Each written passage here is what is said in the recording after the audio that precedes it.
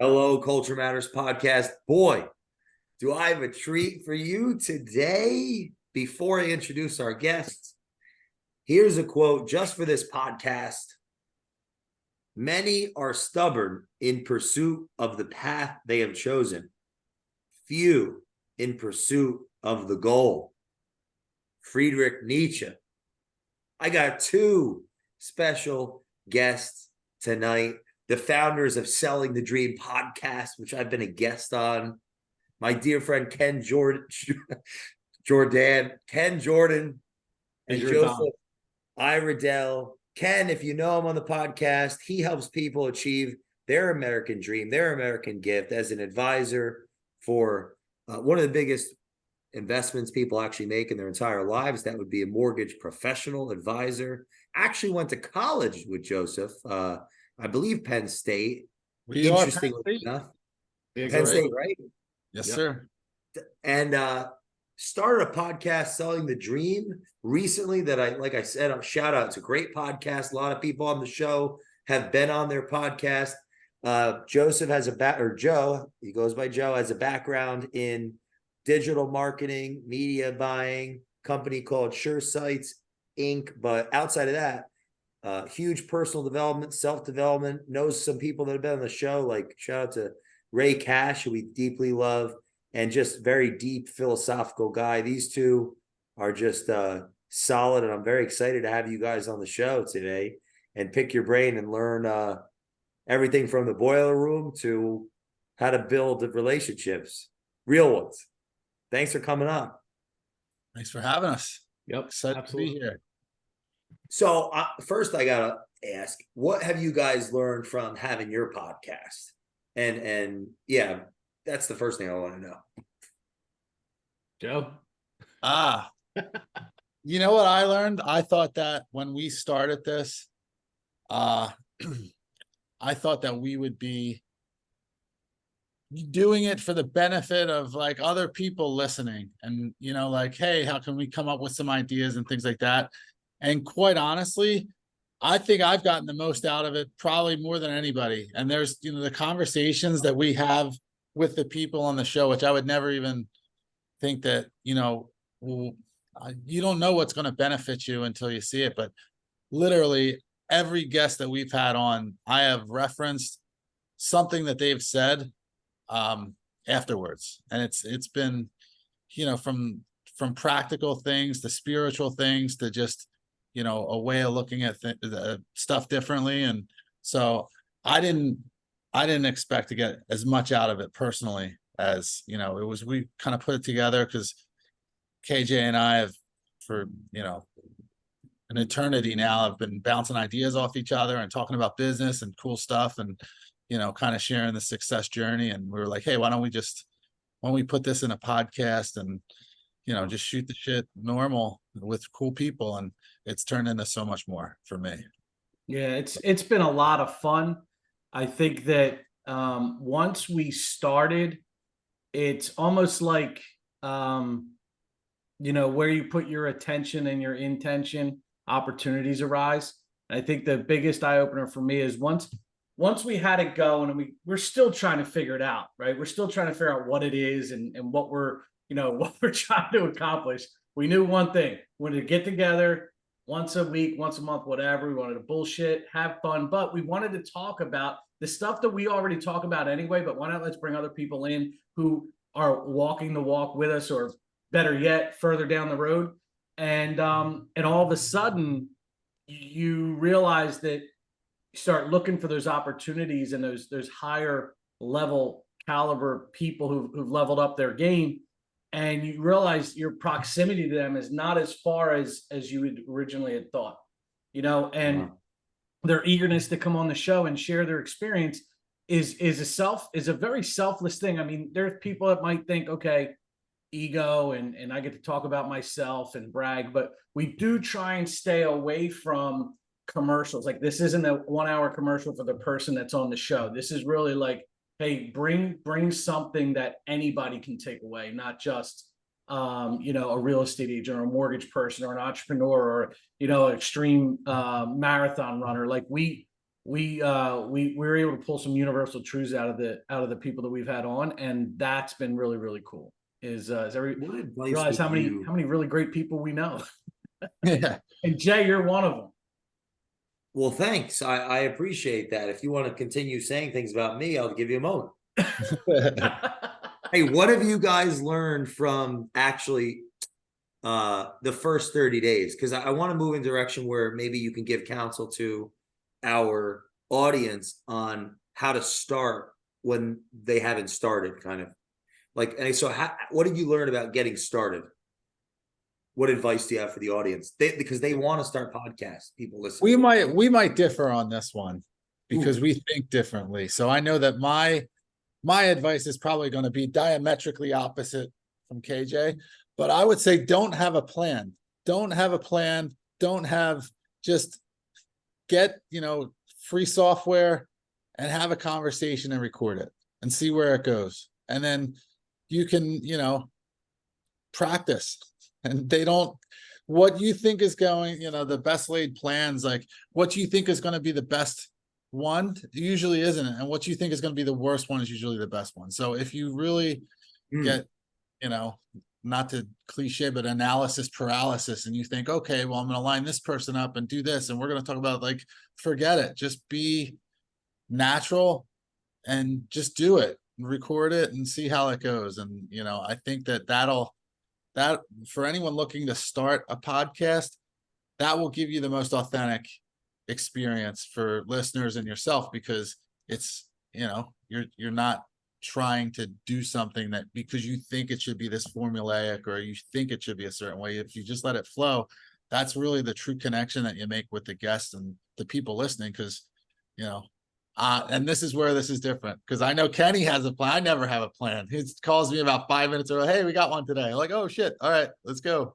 So I'd say, here's my advice: get a Joe Iredell. I'm sure you can hire him. He comes on and says outlandish shit. I was gonna say get a attention off of me. No. Yeah. See, I don't plan. Wow, that's a great idea. Like a for-hire color guy. He's color commentator, right? Like he's the Tony Romo of the podcast, right? I prefer John Madden. I like him a little better than a cowboy, but all right. Now, I will say Joe's right. Plan, you can even a poor plan executed is better than a perfect plan when you don't do anything, right? So the idea is just take the action,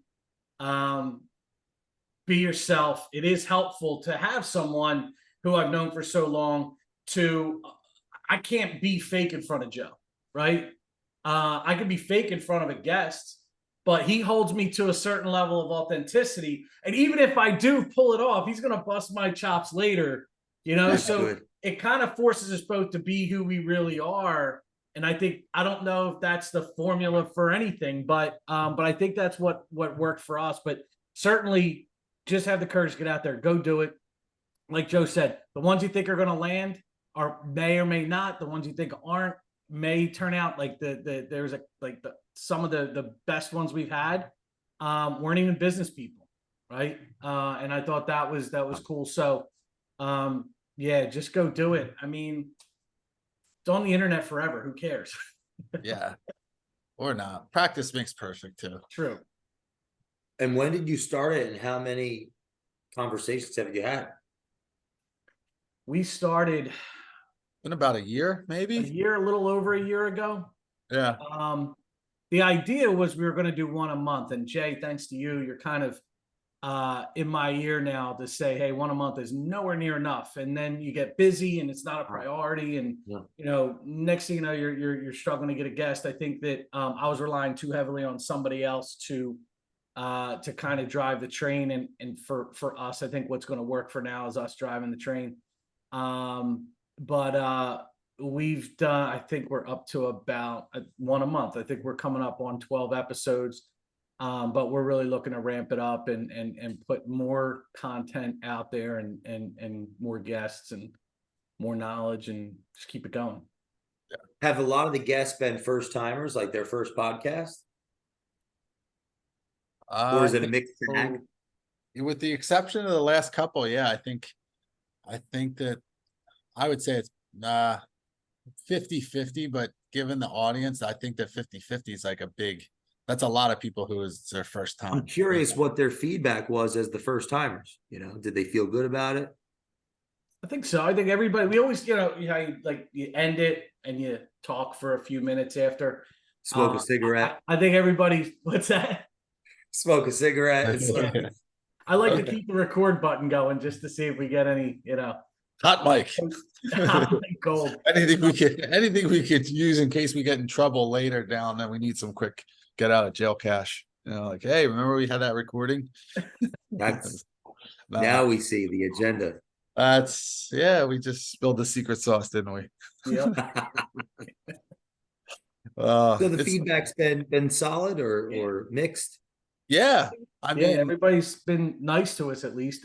I think that honestly, I think for the people who were first time on a podcast, I think that they got it, it had the same kind of pleasant surprise that we have of like, wow, that really turned out good. We didn't know how it was going to go. And then at the end, it's like, wow, that was cool. Like that was a really good conversation and we want to do it again and so forth. So it's, people like to, I know that I've noticed this too, that most people that have, whatever you deem successful, like everyone wants to share, everyone wants to be inspiring.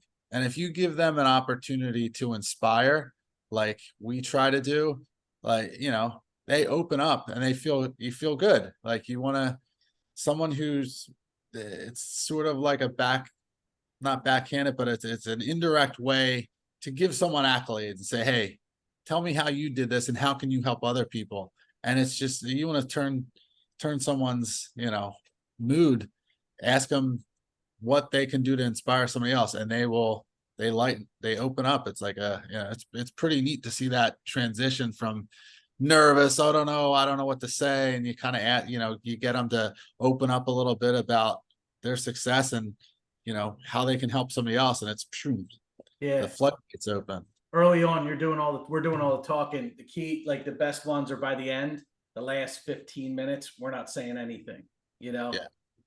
They're just, and maybe to them, they feel like they're babbling, but really, that's what you want. You want someone to get to the point where it's just flowing, and if you ask the right questions, back off a little bit, ask question, back off a little bit. I mean, there's times halfway through where we got to completely pivot. Like, I'm like, I don't even know what the hell to ask next because the conversation in my mind was this and it's not that. So, just gotta just keep going. Just keep asking. That's where the gold comes in too, because there's always, I noticed this because he does most of the talking. He bust my balls the other day. Why don't you ask him? I'm like, because I don't know, I'm listening, man. I want to hear what they have to say. We had him on for a reason. Like, I don't want to talk. We got him here. Let's get him to talk. But there's always a point where we break through from what their canned idea of what they want to talk about goes from that to the good stuff. And it's like, all right, boom, like this is what they wanted to say because, they have this resume in their head that they just they've probably told 8 million people of like, oh, I was born this way. And then I had this adversity and I did this and then insert funny anecdote here and then this and then a lucky break. And now I'm here and I worked hard and successful. And like that formula everybody has in their mind. So like when we, you kind of like weather the punches of that in the beginning and let them kind of work through that and gently massage them into like, all right, well, what about this? You ask a question and then it opens up and you really get the stuff that they want to share because it's in there, but it's not the rigid, this is the resume. It's a virtual podcast, so we are not gently massaging anyone for the record. Make sure I put that out there. Glad you clarified that we just lost half our audience. We gained a whole bunch of new ones though. So hey, like what about the dynamic of being two? What advice would you have for teamwork to our audience? Because you're a team in this. Yeah, I mean, there's got to be one person who's the host, one person who's the guest, the co-host. Like JV and varsity. I mean, it's the That's all right. You'll make varsity one day, pal. It's all right.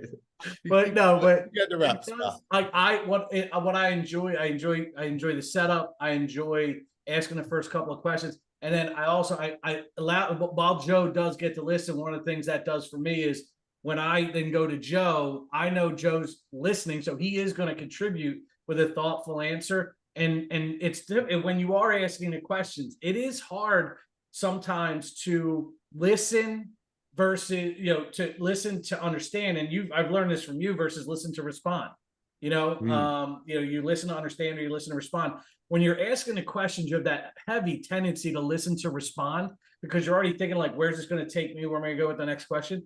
So when you have two and that other person's just listening and then can come in with thoughtful responses, that actually is very, very helpful. And, we tend not to step on each other's toes very much either. Let's be real, dude. We've been doing this not on a podcast, but we've been doing this since 1999 at Penn State, dude. Like, Wow. We have a certain, it's kind of like a quarterback wide receiver relationship where, I know where he's going to be on the field and vice versa. And you get that. I feel like that would be very difficult to replicate with two people without reps. Like we've been in business together. We've done sales presentations together, the whole good cop, bad cop. So I know that plays a lot into it where, I know when I should. Yeah, I could see it. There's definitely a lot of subtleties in there because of the amount of time that we've known each other and been in these types of situations that it makes it a little bit smoother. But when we were at Yellow Book selling ads in the phone book right out of school, that was actually one of the things that was very, very helpful was that we didn't, there were other reps that were kind of on their own. But we would go on each other's sales calls. Like, I don't think there was very many that I went to on my own, and there were very few that Joe went on to on his own.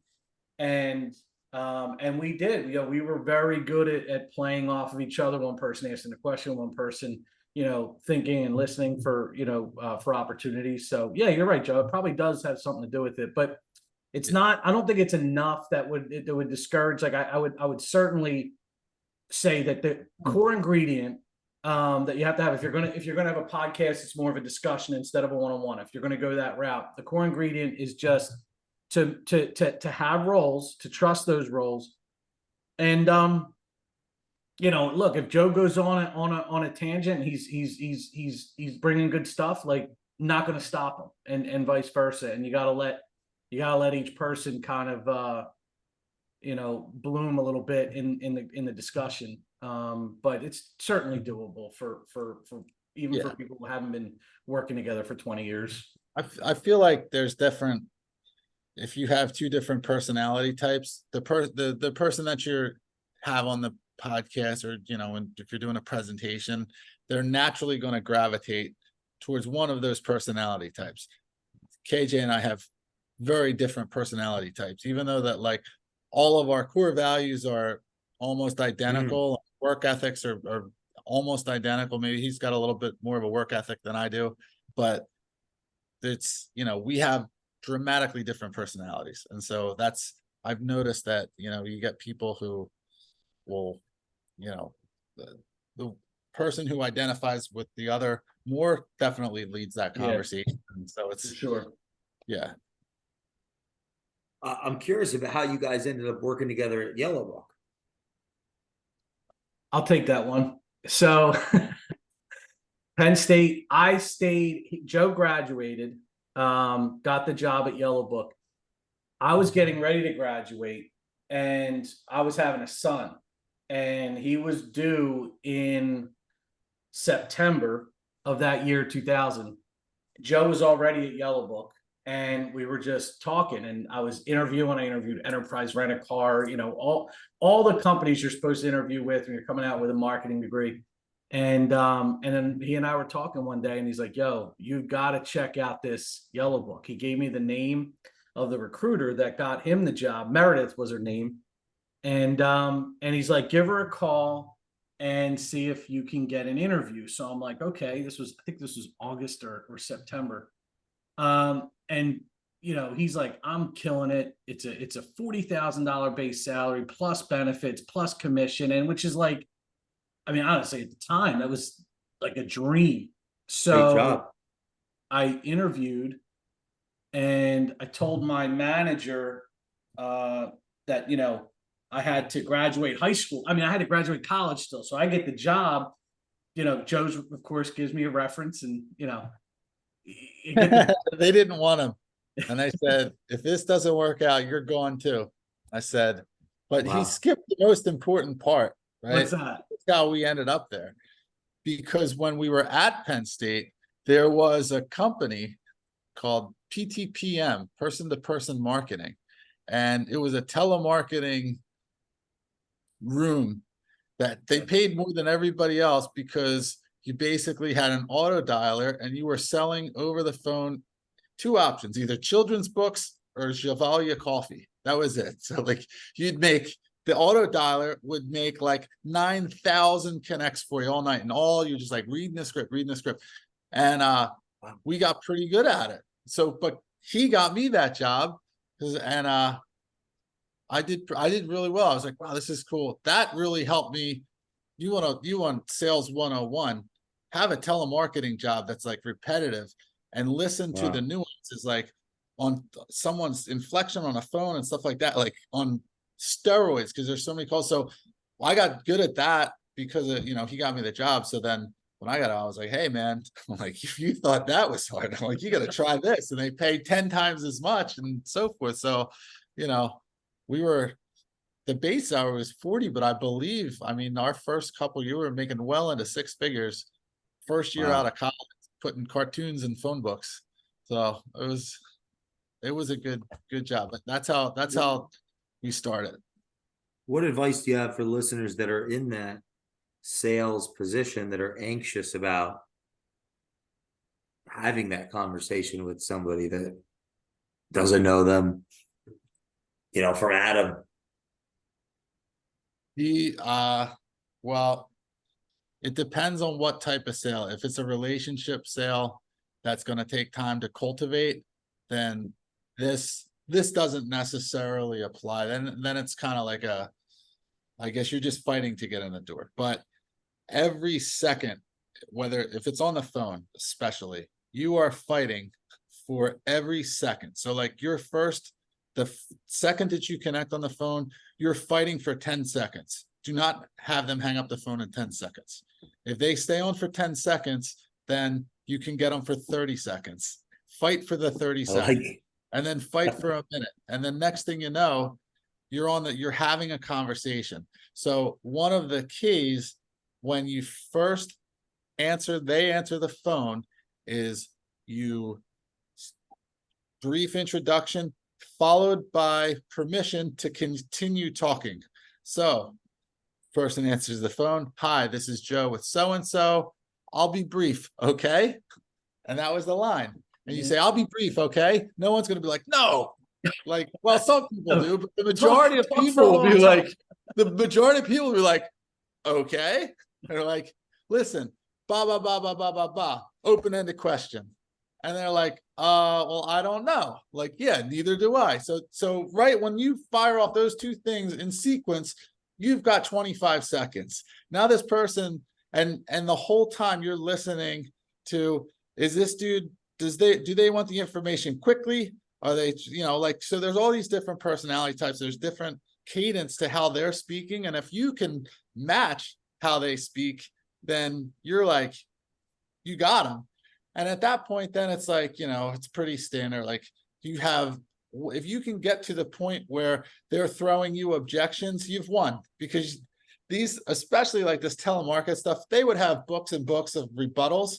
So if someone says something like, boop, I have it memorized, like, oh, I have this one, boom. So you'll never lose an argument because you already have the answers to the objections that they're thinking of on the spot, but you've thought of for a while. So that it's almost not fair. It really is. Let me add to that, Joe, because I think that I think that the selling is selling. The sales cycle is longer in some cases than it is in others. The sales cycle for selling an old lady children's books, or else her kid's going to be illiterate, that's a short sales cycle, right? Yeah. So when you're selling, when it's a longer sales cycle, the prospecting formula is the same. You have to pick up the phone and you have to make the call. Whether you're selling coffee, children's books, or you're trying to develop a relationship with a referral partner, or you're trying to, convince someone that it's in their best interest to refinance or consolidate their debt. That's number one. You have to make the call. And one of the things that I was taught, person-to-person marketing, yellow book, everywhere I've been, that what is that it only takes 7 seconds of courage. 7 seconds of courage to dial the phone, and then everything after that is your instincts.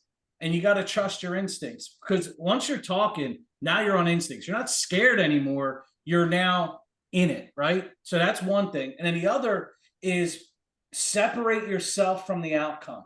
Don't invest emotionally in how they're going to respond. That my old coach said, SW, SW, SW, SW, 4. Is it so what? No, some will, some won't. So what? Someone's waiting. I don't know if you ever heard that one before. I've never heard that. Wow. That's right. Some will, some won't. So what? Someone's waiting. That's what you tell yourself, that to divest from the outcome. Because I think when you emotionally, first of all, in order to invest in the outcome, you have to first predict the outcome. So now you're trying to tell the future. Now you got a crystal ball in front of you. Oh, they're gonna yell at me. They're gonna be mean. I'm catching them at the wrong time. They're trying to feed their kids. Whatever's causing you the anxiety, all you're doing is living in some fantasy unknown future that you created for yourself because you're vested in the outcome. And I think that that's the most important thing, whether you're prospecting for relationships or you're prospecting this, just pick up the phone and make the call. Yeah, I think that I was going to get into that too, because that's key, is you really have to detach yourself. You have to almost become robotic in the mechanism of making the call. So like auto dialers are easy. You just hit the button, you're there. So that's the hardest hurdle for most people, is actually dialing. Like you have, everybody has the other skills. So I'll add this to make this a little fun. This is great.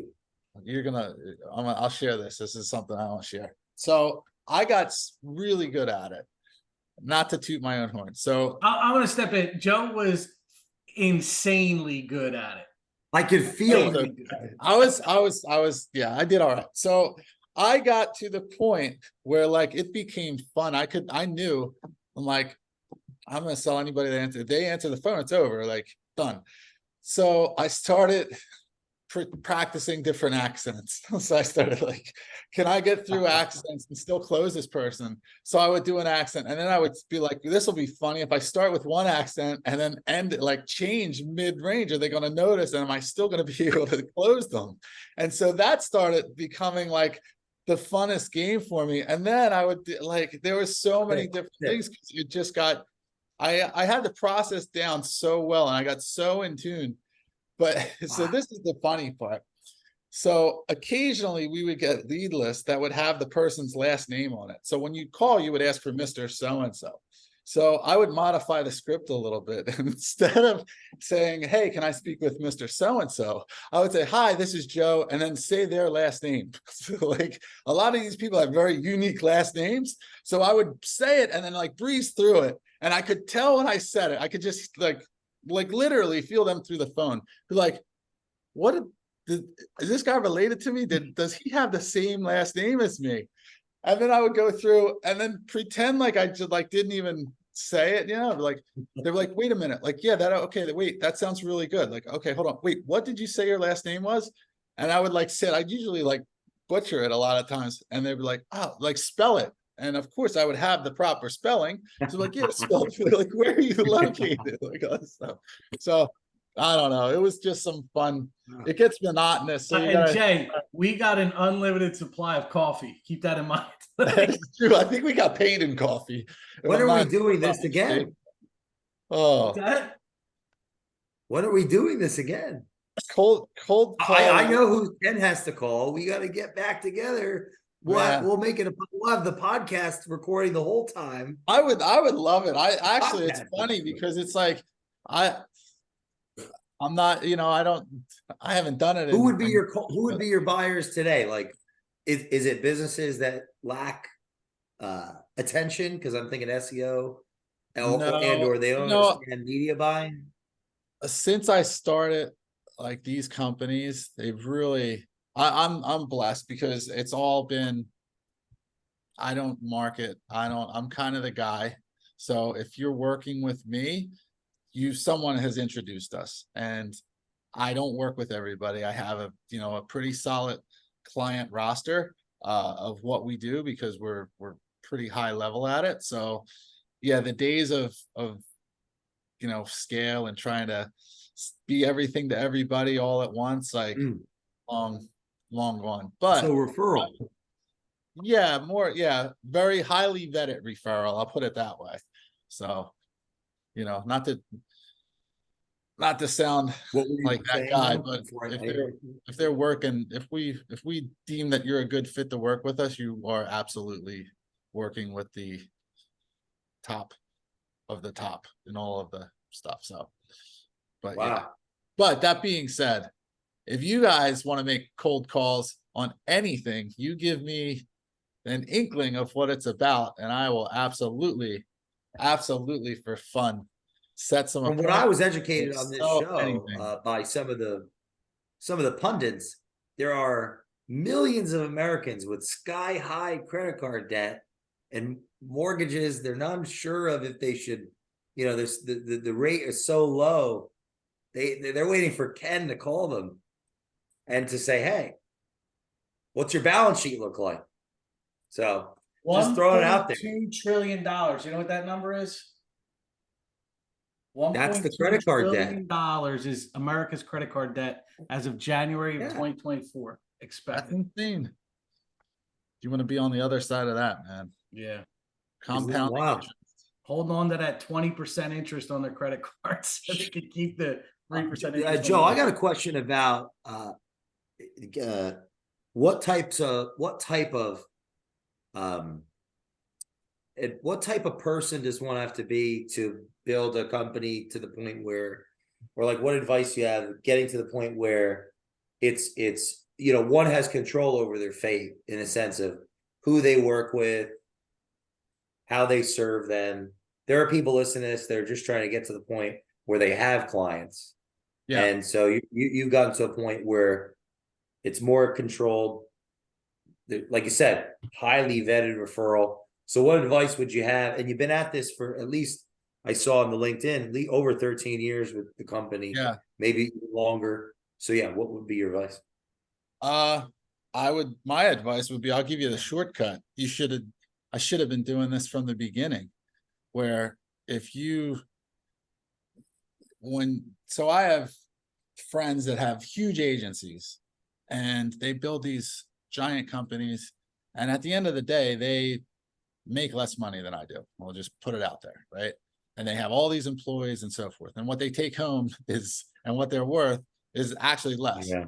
It's because the 80-20 rule. So if you try to grow for the sake of growth, then all of your time and efforts and costs and everything are going to be dedicated to people who aren't actually making you money.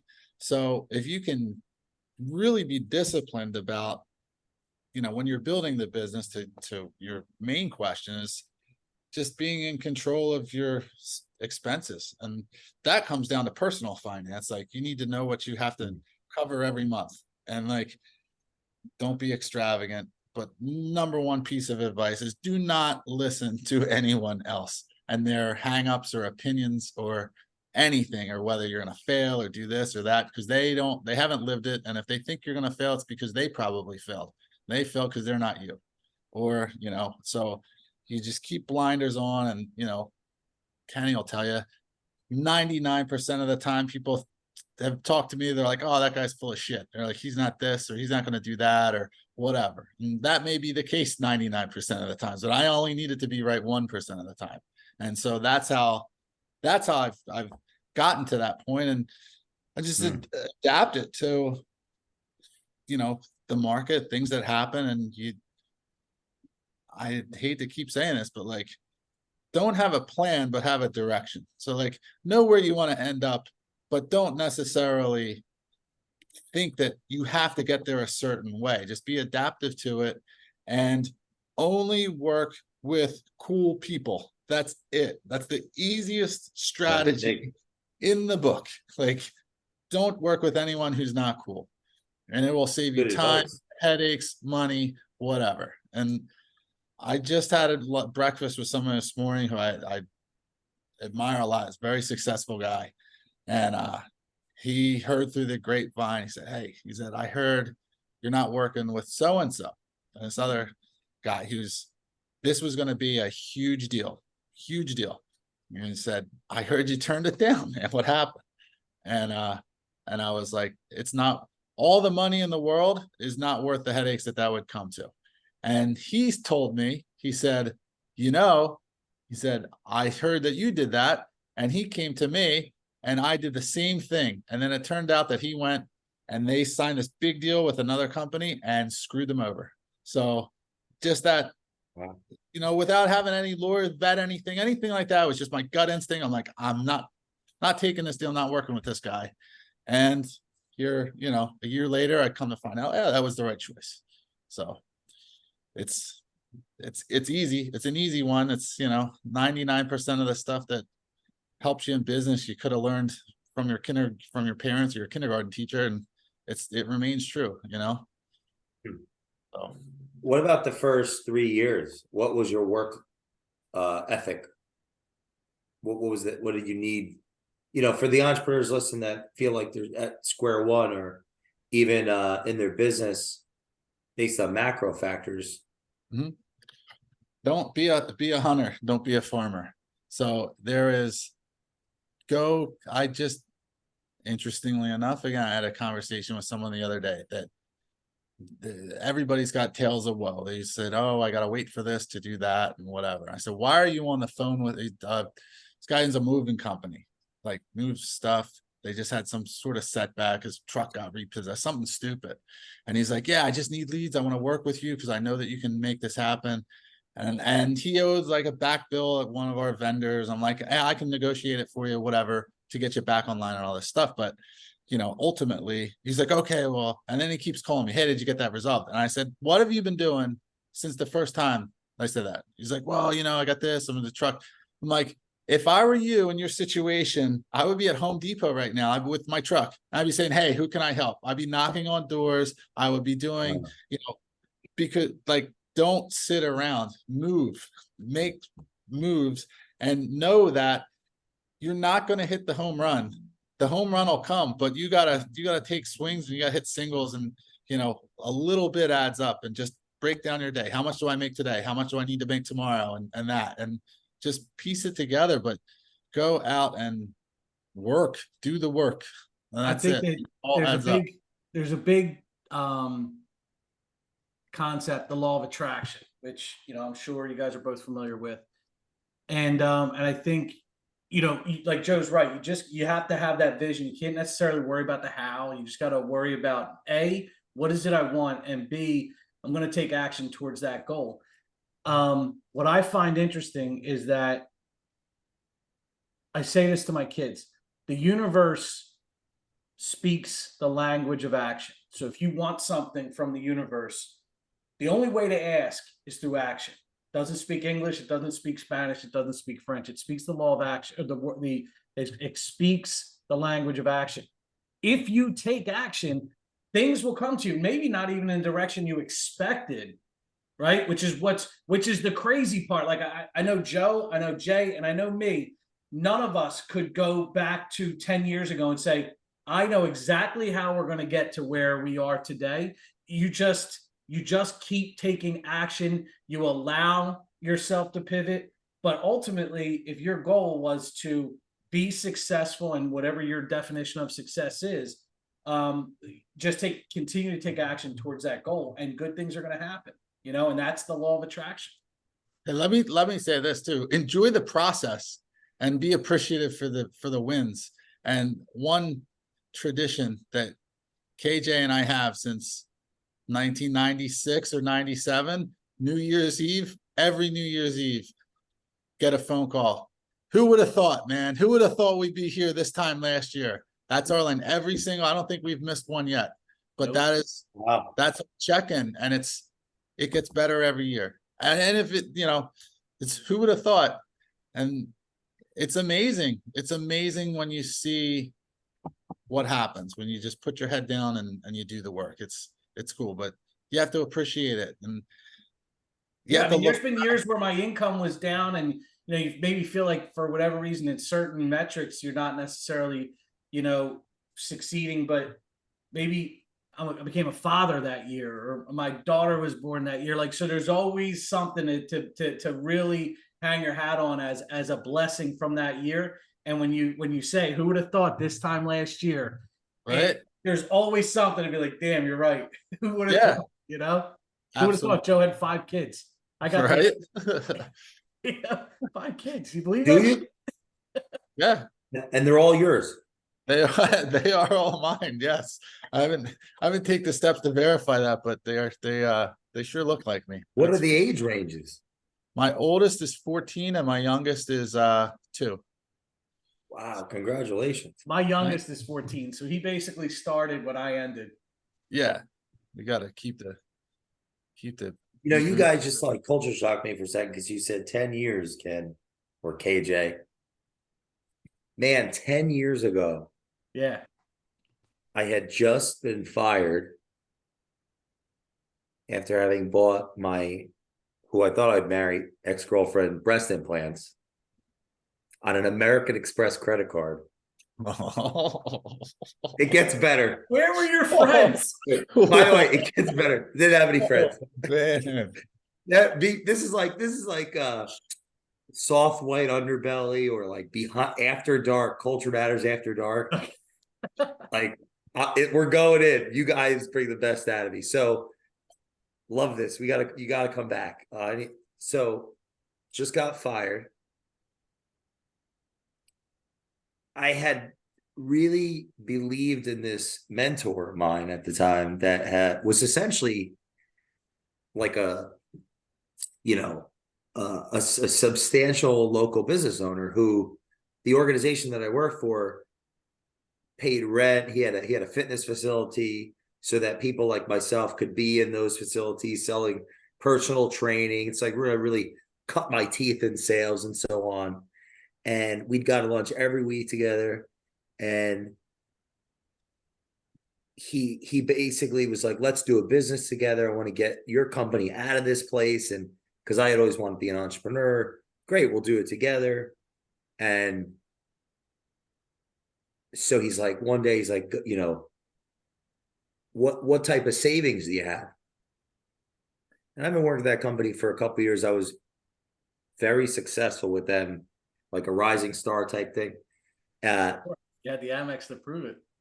Yeah, and so you can't put those on layer. Like, I was kicked out of. I dropped out of my first high school. I was kicked out of my second, and so that was a good opportunity for me to work in this company where I could really cut my teeth and earn my keep. Just working tirelessly. So I was in love.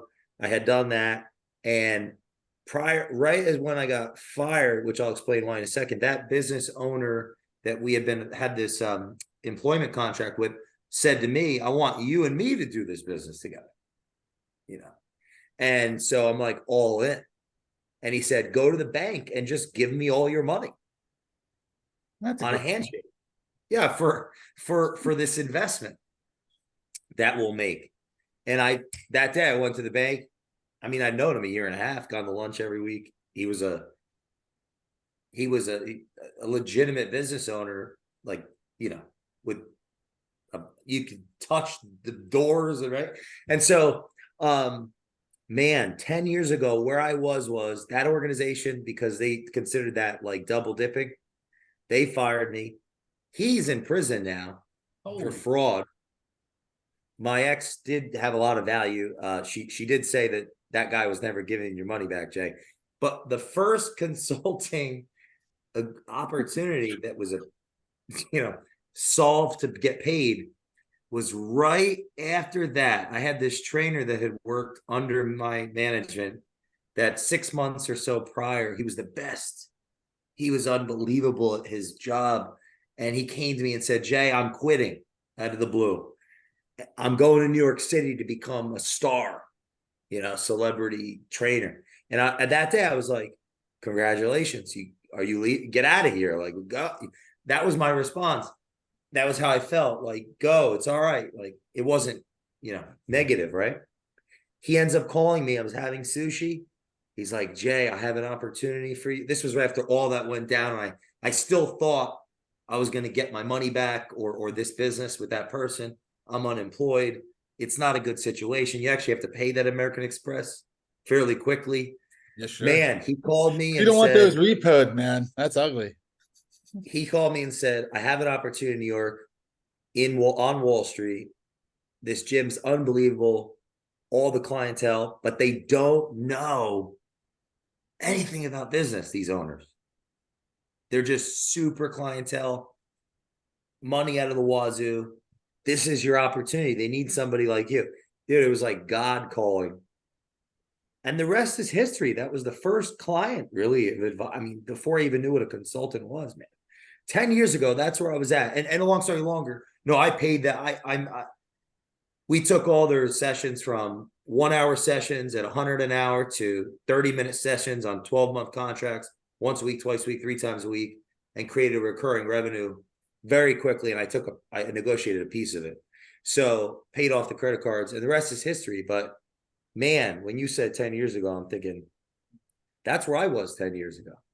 Well, that's drastic. And you gotta really, I mean, I gotta hand it to you. Like, from where you were 10 years ago to where I was 10 years ago. I mean, I'm in the same business. I'm in the same house. Like, there's so many things that are the same. Now, I'm not the same person I was 10 years ago. And I think that's where a lot of transformation in my life has come from. But man, that's you've accomplished a lot in a little bit of time there, brother. Well, I haven't met my children, so that's a joke. Yeah.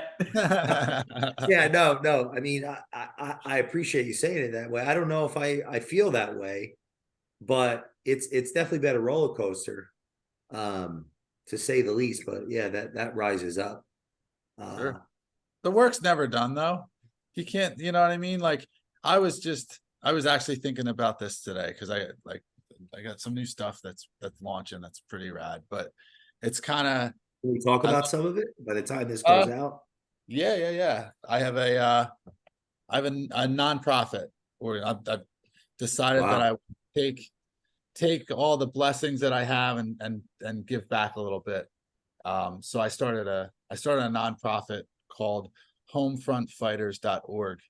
And what we're doing is we're having free events for military spouses.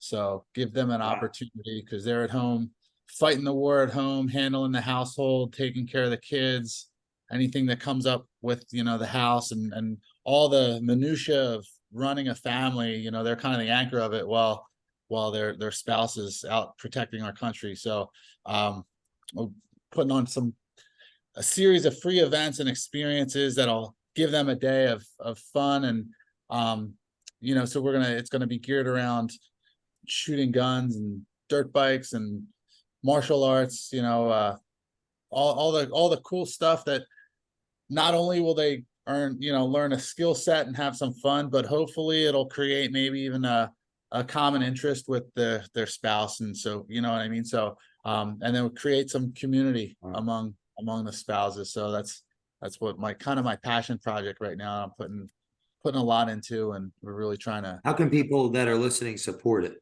Is that open yet for support? So we're gonna full launch January 1, and we're gonna have our first series of events. So right now we're in the process of planning everything and getting it all. But the website should be live today. If somebody wants to, if somebody listening wants to be a part of the first event, how could they go about contacting you to get information? Because someone may reach out.